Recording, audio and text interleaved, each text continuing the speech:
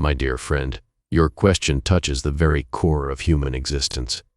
The Buddha's teachings tell us of four noble truths. The first of these truths is dukkha, often translated as suffering, dissatisfaction, or stress. Your question reveals an intimate encounter with this first truth. You ask, why, even with knowledge of these truths, do we forget? Why do we still encounter frustration, dissatisfaction, and the three poisons of desire, aversion, and ignorance? This is the nature of our conditioned mind and the power of our habitual tendencies, known in Buddhism as samskara. The mind is like a garden.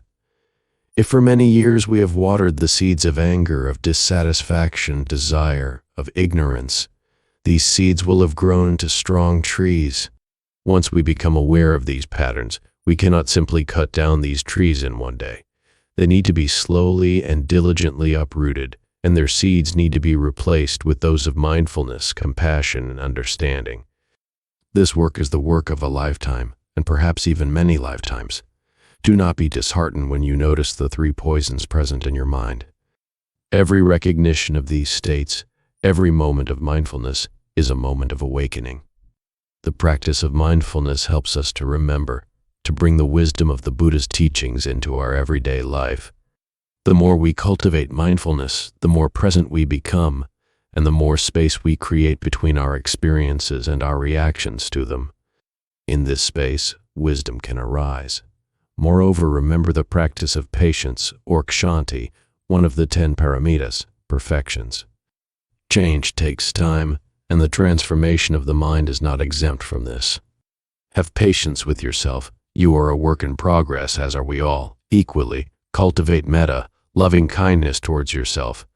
You will stumble on this path, for it is not an easy one. When you do, meet yourself with kindness, with understanding. Remember that you are not alone in your struggles. All beings encounter these difficulties in their own ways. And lastly, contemplate the teachings of anatta, of non-self. Often our dissatisfaction arises from our attachment to the idea of I, me, mine.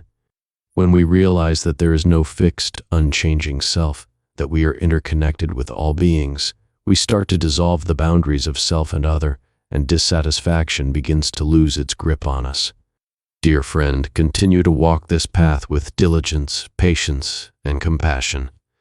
Keep returning to the Dhamma, to the teachings, even when you forget.